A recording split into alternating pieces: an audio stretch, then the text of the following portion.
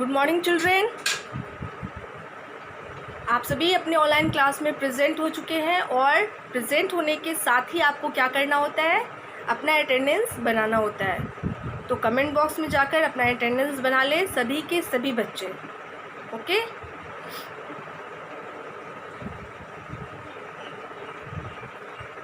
और अटेंडेंस बन गया हो तो आप सभी को क्या करना होता है, नोटबुक ओपन करनी होती है। तो आप सभी बच्चे अपनी नोटबुक ओपन कर लीजिए।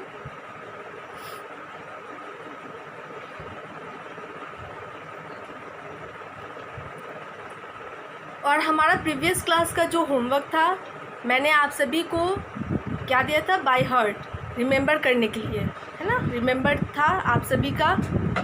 तो रिमेंबर में आप सभी को क्या करना था, एनिमल्स एंड देयर साउंड्स, उनके आवाज़ को आपको रिमेंबर करनी थी। मतलब जैसे हम लोग बोलते हैं, है ना, सभी लोग आपस में बातचीत करते हैं, तो उसी तरह जानवर की भी आवाज़ होती है, उनकी आवाज़ हम सुनते हैं और वो भी आपस में बातचीत करते हैं। ओके, तो उनकी आवाज़ को हम कैसे बोले इंग्लिश में, क्या उनकी यानी कि उनके साउंड कैसे होते हैं, तो उसके बारे में था। और आप सभी बच्चों को मैंने कहा था कि आप सभी याद करेंगे विद स्पेलिंग, और अपने जो एल्डर्स हैं, जो बड़े हैं, उनको सुनाना है, जो आपकी हेल्प करते हैं आपकी स्टडी में, उनको सुनाना था। तो आई होप, मैं उम्मीद करती हूँ आप सभी बच्चों ने इस चीज़ को याद किया होगा, रिमेंबर किया होगा और अपने बड़ों को सुनाया भी होगा। ठीक है, और सुनाना ही चाहिए। जो चीज़ आपको दिया जा रहा है, आपकी पढ़ाई हो रही है ना, तो आपको याद करने के लिए तो सबसे अच्छा काम है कि जो चीज़ हम पढ़ते हैं उसे याद करना, ये सबसे इम्पॉर्टेंट है। बिना याद किए हम किसी भी चीज़ को नहीं अपने दिमाग में रख सकते हैं, है ना। तो या वो एग्ज़ाम वगैरह हो, तो जो चीज़ हमें पढ़ाया जाता है उसका क्या होता है, टेस्ट होता है कि हमें याद हुआ कि नहीं हुआ। तो इस तरह से तो एग्ज़ाम तो अभी होने वाला नहीं है, क्योंकि अभी तो फ़िलहाल आपका क्लास हो रहा है ऑनलाइन। तो आपको सबसे पहले तो उस चीज़ को याद करना और एग्ज़ाम में आपको उसे लिखना भी है। तो ये काम आप सभी बच्चों को हर हाल में करना है। ये नहीं कि आपका क्लास हो रहा है आप सिर्फ नोट कीजिए, है ना। ये काम सिर्फ नहीं करना है, नोट करने के बाद उसे याद भी करना है। क्वेश्चन आंसर हो गया, वर्ड मीनिंग हो गया, ट्रू फॉल्स है, फिल इन द ब्लैंक्स है, मैच द फ्लाइंग है, इन सभी एक्टिविटीज़ को आपको याद करना है, रिमेंबर करना है। उसके बाद उसे सुनाना है। कोई भी हो, आपके टीचर्स हो, आपके क्या बोलते हैं मम्मी पापा हो, भैया दीदी हो, जो भी हो, यानी कि स्कूल में टीचर्स सुनते हैं आपका, घर पे जो आपकी पढ़ाई में हेल्प करते हैं वो सुनते हैं, और उन्हें सुनाना भी चाहिए ताकि आपको पता चल सके कि आप कितना याद किए हैं और कितना आपको याद नहीं हो पाया है। ये एक तरह का टेस्ट होता है, मतलब ओरली टेस्ट है ये। ठीक है, तो आप सभी बच्चे जो भी चीज़ आपको दिया जा रहा है रिमेंबर करने के लिए, उसे हर हाल में रिमेंबर करें और अपने घर में जो भी आपकी पढ़ाई में हेल्प करते हैं उन्हें सुनाइए। ठीक है, और उसके बाद मतलब हम लोगों ने तो सबसे पहले तो एनिमल्स एंड देयर साउंड्स के बारे में पढ़ा कि उनके साउंड्स को क्या कहते हैं। और दूसरा क्वेश्चन जो मैं कल दी थी, तो वो क्या था, shelters, animal and their shelters, उनके घरों का नाम था, वो कहाँ रहते हैं। तो जैसे हम लोग अपने घर में रहते हैं, उसी तरह जानवरों को भी घरों की ज़रूरत होती है ना। जैसे हम दूसरे इंसान या जानवरों से महफूज रहने के लिए घर में रहते हैं, उसी तरह एनिमल्स भी दूसरे एनिमल्स से महफूज रहने के लिए कहाँ रहते हैं, सेफ रहने के लिए कहाँ रहते हैं, घरों की ज़रूरत होती है उन्हें भी। ठीक है, उन्हें भी आंधी पानी धूप से बचने की ज़रूरत होती है, जैसे हम इंसानों को होती है। ये चीज़ आप अपने बुक में पढ़े होंगे और मैंने इस चीज़ को पढ़ाया भी है। जैसे हम इंसानों को हर एक चीज़ से यानी कि सुरक्षित रहने की ज़रूरत होती है, उसी तरह जानवरों को भी होती है। जैसे हम वर्षा से न भींगे, धूप हमें ना लगे, ठंड हमें ना लगे, तो हम घर में रहते हैं, उसी तरह जानवरों को भी घरों की ज़रूरत होती है। चाहे वो पेट एनिमल हो, पेट एनिमल को हम अपने साथ रखते हैं तो हमारी रिस्पॉन्सिबिलिटी है कि हम उन्हें घर दें, घर प्रोवाइड करें, मतलब उनको रहने का स्थान दें। डोमेस्टिक एनिमल जिनसे हम काम लेते हैं, जो हमारे फ़ायदे के लिए हैं, उन्हें भी मतलब हमारा कर्तव्य है कि उन्हें भी हम क्या करें, शेल्टर, मतलब उन्हें रहने का जगह दें। और वाइल्ड एनिमल खुद ही अपना घर बनाते हैं और खुद ही उसमें रहते हैं, मतलब वो अपना आश्रय खुद ही ढूंढते हैं, अपना शेल्टर वो खुद ही ढूंढ लेते हैं। उन्हें हम इंसानों की ज़रूरत नहीं होती, वो अपना घर खुद बनाते हैं, खुद ढूंढते हैं और खुद रहते हैं। और उनको खाने की भी, मतलब हम इंसानों की ज़रूरत नहीं होती खाने के लिए। हाँ, ये है कि जंगली जानवर हम इंसानों को मार सकते हैं क्योंकि वो बहुत ख़तरनाक होते हैं, लेकिन हम इंसान उन्हें खाना नहीं देते हैं। लेकिन जो हमारे पेट एनिमल हैं, डोमेस्टिक एनिमल है, हमारी ज़िम्मेदारी है कि हम उन्हें अच्छा से अच्छा खाना दें ताकि वो तंदुरुस्त रह सके।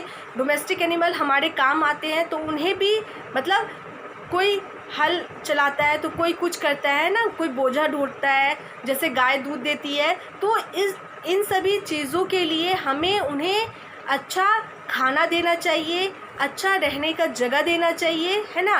तो इस तरह से आप लोग सभी बच्चे इस चीज़ को आप अपने चैप्टर में पढ़ सकते हैं। जिन बच्चों के पास बुक है वो तो देख रहे हैं कि क्या करना है, मतलब बुक में क्या चीज़ है, पेट एनिमल के बारे में, डोमेस्टिक एनिमल के बारे में क्या है और वाइल्ड एनिमल्स के बारे में क्या है। लेकिन जिन बच्चों के पास बुक्स नहीं है वो प्लीज़ बुक्स ख़रीद ले, ठीक है ना, परचेस करवा ले, ताकि आप लोगों को स्टडी में क्या दिक्कत ना हो, ठीक है ना। तो प्लीज़ आप अपने पेरेंट्स से कहें, और अगर पेरेंट्स मेरी बात सुन रहे हैं तो प्लीज़ अपने बच्चों को बुक परचेस करवा के दे दें। जैसे हम लोगों ने एनिमल्स के बारे में पढ़ा था कि जैसे कि एनिमल्स अराउंड अस, हमारे चारों तरफ के पशु पक्षी जितने भी जानवर हैं उनके बारे में। पेट एनिमल्स वो होते हैं जिन्हें हम अपने साथ अपने घर में रखते हैं अपने मनोरंजन के लिए, तो आपने इस चैप्टर में पढ़ा था। उसके बाद जो पेट एनिमल होते हैं उनको केयर की ज़रूरत होती है, देखभाल की भी ज़रूरत होती है ना। उसी तरह डोमेस्टिक एनिमल होते हैं जिनको हम अपने फ़ायदे के लिए, अपने काम के लिए पालते हैं, तो उनको हम क्या करते हैं, अपने साथ, यानी अपने साथ तो अपने घर में नहीं रहते, उनको फार्म हाउस, मतलब जहाँ पे खेती बाड़ी का यानी कि जो चीज़ होता है, खेत होता है, तो वहीं पे उनका घर बनाया जाता है, उनको वहाँ पे रखा जाता है ताकि वहाँ पे खेत ऊत का जो काम होता है उनसे हम ले सकें, ठीक है।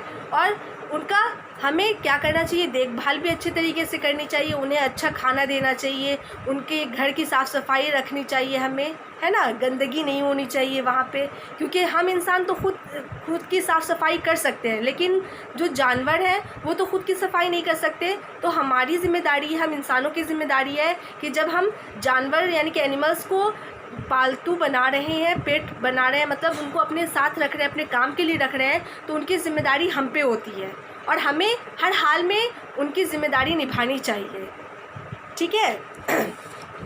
और वाइल्ड एनिमल्स खुद ही अपना खाना और घर खुद ही तलाश करते हैं, उनको हम इंसानों की ज़रूरत नहीं होती, ठीक है। और वो आसानी से इधर से उधर अपना जंगल में भटक कर एक जगह से दूसरी जगह अपना खाना खोज ही लेते हैं, ठीक है। वाइल्ड एनिमल्स ज़ू में भी रहते हैं, तो उनको क्या होता है, ज़ू में जो रहने वाले लोग हैं, जो ज़ू में रहते हैं उनकी देखभाल करते हैं, ठीक है। तो ये तो ज़ू में जो हम घूमने जाते हैं तब उसके लिए है, मतलब हम तो जंगल में नहीं जा सकते, जानवरों को नहीं देख सकते, तो उसको ज़ू में रखा जाता है ताकि लोग देख सके, यानी कि उन जानवरों के बारे में जान सकें, ठीक है। उसी तरह बर्ड्स, जो पक्षी होते हैं उनके लिए भी है कि ज़्यादातर जो क्या बोलते हैं, मोस्टली हम लोग ज़्यादातर कुछ ही पक्षियों को देखते हैं, कुछ ही बर्ड्स को देखते हैं, जैसे क्रो हो गया, स्पैरो हो गई, पैरट, हेन, पिजन, ठीक है। और कुछ ऐसे भी हैं बर्ड्स जो नहीं उड़ते, मैं उसके बारे में आपको लिखवाई हूँ, जैसे पेंगुइन, ऑस्ट्रिच, है ना। तो ये सब बर्ड्स ही हैं, लेकिन ये उड़ नहीं सकते, कैन नॉट फ्लाई, ये यानी कि उनको उड़ने की शक्ति नहीं होती क्योंकि ये बहुत हेवी होते हैं, तो ये उड़ नहीं पाते हैं। लेकिन कुछ बर्ड्स यानी कि ज़्यादातर बर्ड्स उड़ सकते हैं, उड़ते ही हैं, आप लोग देखे ही हैं।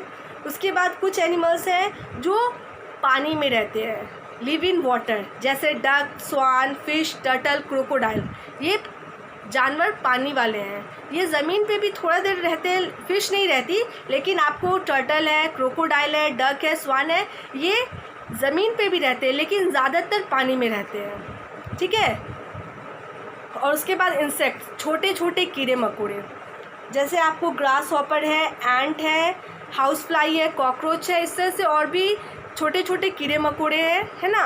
तो और इंसेक्ट्स को कितने लेग्स होते हैं? 6 लेग्स होते हैं। और कुछ इंसेक्ट्स ऐसे हैं जिनको विंग भी होते हैं, पर भी होते हैं उड़ने के लिए, जैसे ग्रास हॉपर, है ना, आपको हाउस फ्लाई, बटरफ्लाई, कॉकरोच, इस तरह से कुछ इंसेक्ट्स हैं जो उड़ते भी हैं। और कुछ इंसेक्ट्स सिर्फ क्या करते हैं? रेंगते हैं या चलते हैं।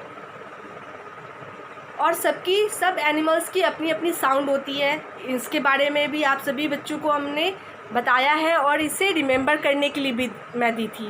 अब हम आते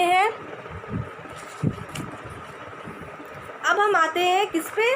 तो क्या बोलते हैं, food and shelter for animals को, जैसे हम इंसानों को रहने की ज़रूरत होती है, घर की यानी कि घर की ज़रूरत होती है और खाने के लिए भोजन की ज़रूरत होती है, उसी तरह जानवर जितने भी एनिमल्स हैं उन्हें भी खाने की और रहने की ज़रूरत होती है। मतलब दोनों चीज़ उन्हें भी चाहिए, क्योंकि वो भी हम जैसे ही लिविंग थिंग्स हैं, वो भी सांस लेते हैं, उठते हैं, चलते हैं, बढ़ते हैं, है ना।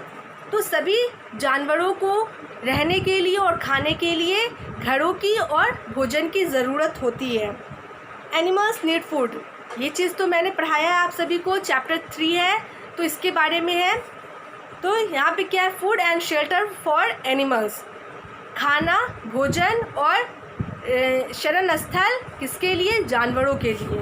और जानवर में, एनिमल्स में सभी आ गए, चाहे वो बिग एनिमल हो, स्मॉल एनिमल हो, या इंसेक्ट्स हो या बर्ड्स हो, इन सभी के बारे में है। एनिमल्स नीड फूड, मतलब जानवरों को भोजन की ज़रूरत होती है। There are different kinds of animal, आप सभी बच्चे जानते हैं कि बहुत तरह के क्या होते हैं? जानवर होते हैं। Like we need food to live, जैसे हम इंसान रहने के लिए, ज़िंदा रहने के लिए खाते हैं, उसी तरह जानवर भी ज़िंदा रहने के लिए खाते हैं, ठीक है। और उनका जो खाने का जो तरीका होता है वो भी अलग अलग होता है। जैसे हम इंसान अलग अलग यानी कि अलग अलग चीज़ खाते हैं, उसी तरह जानवर भी, उनकी भी जो आदत यानी कि हैबिट जो होती है, खाने की जो आदतें होती है, वो भी अलग अलग होती है। जैसे प्लांट ईटिंग एनिमल, कुछ एनिमल्स ऐसे हैं जो सिर्फ़ और सिर्फ पेड़ पौधा खाते हैं और पेड़ पौधा से जो भी चीज़ यानी कि मिलता है वो खाते हैं। जैसे काऊ, जिराफ, हॉर्स, डियर, ये सभी जो जानवर हैं, ये सभी एनिमल्स हैं, ये क्या खाते हैं? प्लांट्स एंड प्लांट प्रोडक्ट, मतलब पेड़ पौधे या पेड़ पौधों से जो चीज़ मिलता है, जैसे फ्रूट्स है, वेजिटेबल्स है, ये जो भी चीज़ है वो खाते हैं, है ना। और कुछ जानवर ऐसे हैं फ्लैश ईटिंग, कुछ एनिमल्स ऐसे हैं जो सिर्फ़ और सिर्फ मांस खाते हैं दूसरे जानवरों का, जैसे टाइगर, लायन, वोल्फ, ये कुछ एनिमल्स हैं। और भी एनिमल्स हैं जो सिर्फ़ और सिर्फ क्या खाते हैं? फ्लैश खाते हैं, फ्लैश, है ना, मांस। कुछ एनिमल्स ऐसे हैं जो प्लांट्स एंड फ्लैश दोनों खाते हैं, जैसे बियर, डॉग, क्रो, कैट, ये दोनों चीज़ खाते हैं। उसके बाद है इंसेक्ट्स ईटर, और कुछ जानवर ऐसे भी हैं जो छोटे छोटे कीड़े मकोड़े को खाते हैं, जैसे फ्रॉग है, ड्रैगन फ्लाई है और लिजर्ड है। इन सभी यानी कि ये सब कुछ छोटे छोटे जानवर हैं जो कीड़े मकोड़े को खाते हैं, जैसे फ्रॉग, मेढक, ड्रैगन फ्लाई। बरसात के मौसम में आप देखिएगा ये 4 पर वाला तितली होता है, इसको ड्रैगन फ्लाई बोलते हैं, है ना। ये ज़्यादातर हमारे गांव में यानी कि गांव के एरिया में ज़्यादातर ये देखने को मिलता है और बारिश के मौसम में बहुत ज़्यादा होता है। और इसका दुम जो होता है ये बहुत लंबा होता है, ठीक है। और लिजर्ड सभी के घरों में होगा, तो आप देखिएगा बारिश के मौसम में जब बहुत ज़्यादा यानी कि छोटे छोटे कीड़े बल्ब के आसपास आते हैं तो ये लिजर्ड उसे खा जाता है। तो ये क्या है? इंसेक्ट ईटर है, कीड़े मकोड़े खाने वाले जानवर। उसके बाद है बर्ड। कुछ बर्ड ऐसी हैं जो ग्रेन्स खाती हैं, जो अनाज खाती है, सीड्स खाती है और कीड़े मकोड़े भी खाती है, ठीक है। जैसे आपको हेन क्या है? ये छोटे छोटे कीड़े मकोड़े को भी खाती है और ये दाना भी खाती है। स्पैरो यानी कि पिजन, और भी इस तरह से और भी यानी कि बर्ड्स हैं जो ग्रेन्स एंड इंसेक्ट्स दोनों खाते हैं। उसके बाद यहाँ पे क्या है? एनिमल्स नीड अ होम, जिस तरह हम इंसानों को घरों की ज़रूरत होती है, उसी तरह एनिमल्स, जानवरों को भी रहने की ज़रूरत होती है। उन्हें भी सर्दी यानी कि सर्दी, वर्षा और क्या धूप से बचने की ज़रूरत है ना, क्योंकि वो भी लिविंग थिंग्स है। उन्हें भी यानी कि भीगने का जो डर होता है, जैसे कि उनकी भी तबीयत ख़राब हो सकती है धूप में ज़्यादा। जैसे हम इंसान क्या होते हैं कि धूप लग जाता है तो हमारी तबीयत ख़राब होती है, तो उसी तरह इन्हें भी इन सभी चीज़ों से बचने की ज़रूरत है। तो कुछ एनिमल्स के घर हम इंसान बनाते हैं और कुछ एनिमल्स अपने घर खुद ही बनाते हैं। जैसे यहाँ पे क्या है, शेड है, काऊ का शेड होता है जो हम इंसान बना के देते हैं। हेन कहाँ रहती है, कूप में रहती है, तो वो भी हम इंसान बनाते हैं। उसके बाद यहाँ पे क्या है, शिप है। शिप के घर को क्या बोलते हैं, शिप होम को क्या बोलते हैं, पेन बोलते हैं। उसके बाद है हॉर्स के घर को स्टेबल बोला जाता है। डॉग के होम को क्या बोला जाता है, केरल बोला जाता है। और यहाँ पे रैबिट और रैट है। रैट होल में रहता है और रैबिट बुड़ों में। ये दोनों ज़मीन के नीचे मतलब सुराख बनाकर रहते हैं, ठीक है। तो इस तरह से आप सभी बच्चे इस चीज़ को याद कीजिएगा। और मैं बोर्ड पे लिखवा दे रही हूँ शेल्टर नेम्स, ठीक है ना। शेल्टर नेम्स कुछ मैं लिखवाई थी, 7 कल लिखवाई थी और आज कुछ लिखवा रही हूँ, तो इसे आप रिमेंबर कर लीजिएगा, ठीक है।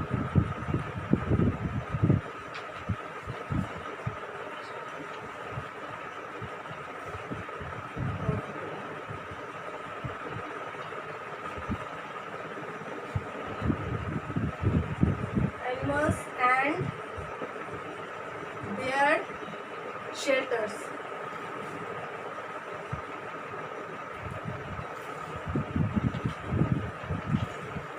Animals and their shelters, ठीक है।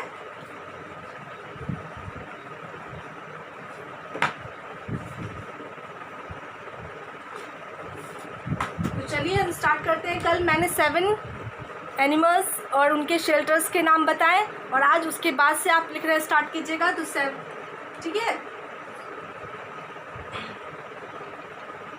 7 था तो आज हम 8 लिखेंगे, 8 नंबर, ठीक है।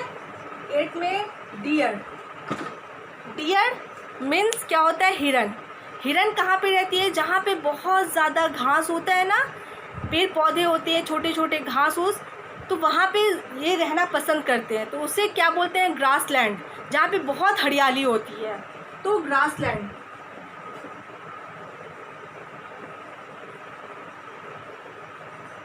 ठीक है ना। जहाँ पे बहुत ज़्यादा घास वगैरह होता है वहाँ पे डियर ज़्यादातर पाए जाते हैं, ठीक है ना। जंगल के उस पोर्शन में जहाँ पे घास बहुत होता है, तो डियर कहाँ पे रहता है ज़्यादातर, तो ग्रास लैंड में। ग्रास लैंड उसे बोला जाता है। इसके बाद है हॉर्स। हॉर्स के घर को तो जानते ही हैं कि क्या बोला जाता है, हॉर्स के घर को अस्तबल बोला जाता है, STABLE, ठीक है। 10 नंबर है काऊ। काऊ के घर को भी आप जानते हैं क्या बोला जाता है, कैटल शेड, ठीक है। उसके बाद है 11 बियर, BEAR, बियर। बियर कहाँ रहते हैं, जंगल में, ठीक है ना।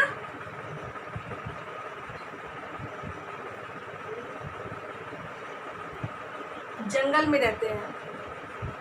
इसके बाद आपको कॉक, COCK, कॉक। कॉक मतलब मुर्गा, ये भी कहाँ रहता है, कूप में, ठीक है। 13 नंबर है रैट, RAT, रैट। रैट के घर को क्या बोलते हैं, होल, ठीक है। तो इस तरह से आप क्या कीजिएगा, हेडिंग उतारिएगा। हेडिंग ऐसे कल तो आप लिखे हैं, तो यहाँ पे मैं हेडिंग लिख दी हूँ। तो आप अगर लाइन बचा होगा तो वहाँ से लिखना स्टार्ट करेंगे। 7 था, 8 अगर वहाँ पे लिखना होगा, अगर जगह है तो लिखिएगा, नहीं तो नेक्स्ट पेज में आप लिख लीजिएगा। डियर, ग्रासलैंड, हॉर्स, स्टबल, काऊ, कैटल शेड, बियर, जंगल, ठीक है। कॉक, कूप, उसके बाद रैट, होल। तो ये सब एनिमल्स हैं जो इनका घर इस तरह से है, ठीक है। उसके बाद मैं इसे इरेज करती हूँ। अब 13 हो, यहाँ पे 13 हो गया। अब 14 नंबर लिखेंगे, ठीक है। तो इस तरह से आप लिख लीजिएगा। तो क्या है, डियर के घर को क्या बोला जाता है, ग्रासलैंड, ओके, ग्रासलैंड बोला जाता है। उसके बाद आप दूसरे नंबर पे देख सकते हैं हॉर्स है, हॉर्स के घर को हम क्या बोलते हैं, स्टबल बोलते हैं, ठीक है। उसके बाद है काऊ कहाँ रहता है, तो कैटल शेड में रहती है। बियर जंगल में, ठीक है, बियर मीन्स होता है भालू। कॉक मुर्गा है ना, उसको भी कूप में रखा जाता है, ठीक है। रैट होल हो गया। अब हम 14 नंबर देखते हैं,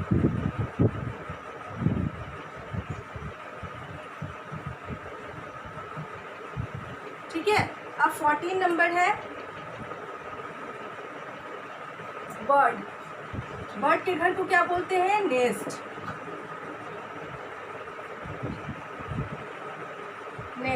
मतलब घोंसला, ठीक है। आप जानते ही हैं ज़्यादातर बर्ड्स जो है वो कहाँ रहती है, तो घोंसले बनाकर रहती है। उसके बाद है मंकी कहाँ रहता है, तो पेड़ों पे, तो ट्रीज हो जाएगा, ओके, ये पेड़ पे ही रहता है मंकी। उसके बाद है पिग पिग कहाँ रहता है, तो स्टाई, इसके घर को स्टाई बोलते हैं, ठीक है ना।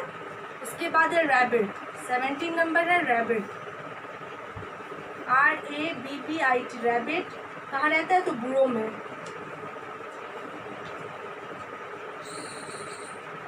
उसके बाद है फिश, 18 नंबर है फिश, मछलियाँ कहाँ रहती हैं, तो वाटर में, पानी में रहती है ना। Bird, nest, monkey, trees, pig, स्टाई, rabbit, बुरो। उसके बाद फिश कहाँ, तो वाटर में। 19 नंबर में है डंकी, DONKEY, डंकी। तो डंकी कहाँ रहता है, तो ये भी, इसे भी स्टबल में ही रखा जाता है, मतलब उस तरह से जैसे कि घोड़े का घर बनाया जाता है उसी तरह से डंकी का भी घर बना के उसे रखा जाता है। उसके भी घर को हम स्टबल ही बोलते हैं, ठीक है। उसके बाद है 20 नंबर गोट, GOAT, गोट के भी घर को हम पेन ही बोलते हैं, ठीक है। पेन मतलब जैसे हम शिप को रखते हैं पेन में, उसी तरह हम गोट को भी पेन में रखते हैं। मतलब एक जगह खाली मैदान हुआ, ठीक है, उसके चारों तरफ एक क्या बोलते हैं, वुडन क्या होता है, बाउंड्री कर दिया जाता है। उसके अंदर या तो हम शिप को रखते हैं या तो हम गोट को रखते हैं, ठीक है ना। तो क्या हो जाएगा, बर्ड, नेस्ट, बर्ड के होम को नेस्ट बोलते हैं। मंकी कहाँ रहता है, तो ट्री पे। पिग स्टाई में रहता है। रैबिट बुरो में रहता है। उसके बाद फिश कहाँ रहती है, वाटर में, पानी में रहती है। डंकी स्टेबल में रहता है। और गोट कहाँ रहता है, गोट कहाँ रहती है, तो आपको पेन में रहती है। तो टोटल कितना हो गया, 20 हो गया। तो इन सभी क्या बोलते हैं शेल्टर्स नेम को आपको रिमेंबर करना है। कुछ शेल्टर्स नेम आप जानते हैं और कुछ आपको पता नहीं था, ठीक है ना। तो वो मैं लिखवा दी हूँ, और कुछ बच गया है तो उसे मैं नेक्स्ट क्लास में पूरा कर दूँगी, कंप्लीट हो जाएगा, ओके। आप सभी को क्या करना है, इसे रिमेंबर करना है। साउंड्स नेम आपने रिमेंबर कर लिया, अब आपको शेल्टर्स नेम रिमेंबर करने हैं, ठीक है। तो आप इन सभी चीज़ों को याद कीजिएगा, रिमेंबर कीजिएगा, और घर में जो आपके पढ़ाई में आपकी हेल्प करते हैं, स्टडी में जो हेल्प करते हैं, उन्हें आप हर हाल में सुनाइएगा, ठीक है। ये नहीं सिर्फ नोट करके छोड़ देना है और बुक और कॉपीज़ बंद करके अपने बैग में डाल देना है, ये काम नहीं करना है। आपको नोट करना है और आप याद कीजिए और देखिए कि आपके घर में जो भी बड़े हैं अगर फ्री बैठे हैं तो उस टाइम आप उन्हें सुना दीजिए, ठीक है, याद करके। जब तक आप याद नहीं कीजिएगा तो आपको पता नहीं होगा, आपकी पढ़ाई अच्छी नहीं होगी और आपको पता नहीं चलेगा कि इस चीज़ का हमको स्पेलिंग याद है। और स्पेलिंग याद होना बहुत ज़रूरी है, बहुत इम्पॉर्टेंट है, ठीक है ना। सिर्फ लिखना इम्पॉर्टेंट नहीं है, उसको याद करना सबसे ज़्यादा इम्पॉर्टेंट है।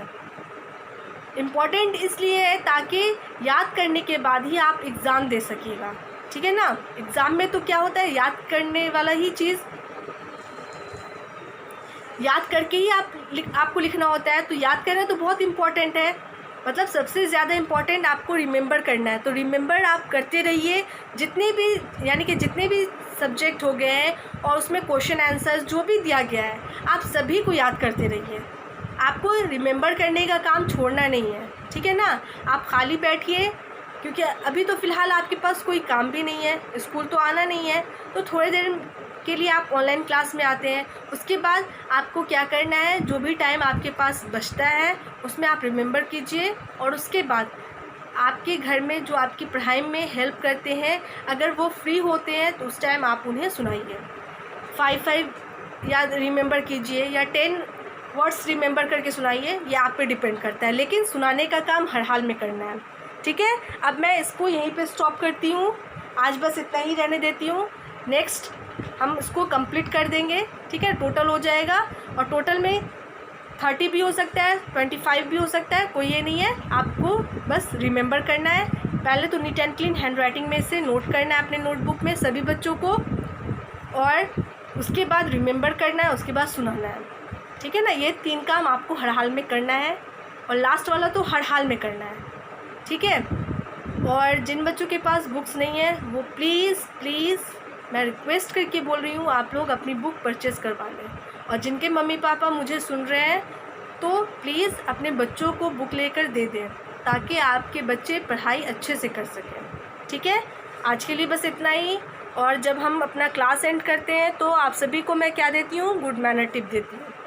और गुड मैनर टिप आपको फॉलो करना है, दूसरे को बताना है, आपके बड़े हो आपसे छोटे हो जो भी हो, इस चीज़ को आपको बताना भी है। ये नहीं कि खुद फॉलो करें और दूसरे को ना बताएं, नहीं। ये गुड मैनर टिप आपको इसलिए दिया जा रहा है ताकि आप फॉलो करें और दूसरे को भी फॉलो करने के लिए बोलें, ठीक है। तो गुड मैनर टिप आज का जो है वो क्या है,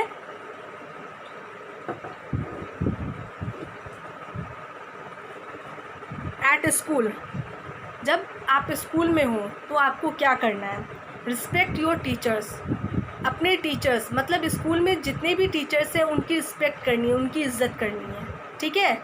चाहे वो आपके क्लास में हो या आपके क्लास में ना हो, मतलब आपके क्लास में आते भी हैं उनकी भी इज़्ज़त करनी है, और जो नहीं आते हैं उनकी भी इज़्ज़त करनी है। मतलब सभी आपके टीचर्स हैं, आपको पढ़ाने वाले भी आपके टीचर्स हैं, और आपको जो नहीं पढ़ाते हैं मतलब अदर क्लास में जाते हैं आपकी क्लास में नहीं आते हैं, तो भी आपको उनकी इज़्ज़त करनी है, रिस्पेक्ट करनी है हर हाल में, चाहे कुछ भी हो जाए, ठीक है ना। जितने भी स्कूल में आपके टीचर्स हैं सभी की इज़्ज़त आपको करनी है, ठीक है। तो आज का गुड मैनर टिप ये है, रिस्पेक्ट योर टीचर्स। इस गुड मैनर टिप को आप हमेशा फॉलो करेंगे और दूसरों को भी बताएंगे, ठीक है। आपको दूसरों को भी बताना है, दूसरों को से भी आपको फॉलो करवाना है, और आपको भी इस चीज़ को फॉलो करना है। तो आज के लिए बस इतना ही। Thank you all, good bye and take care.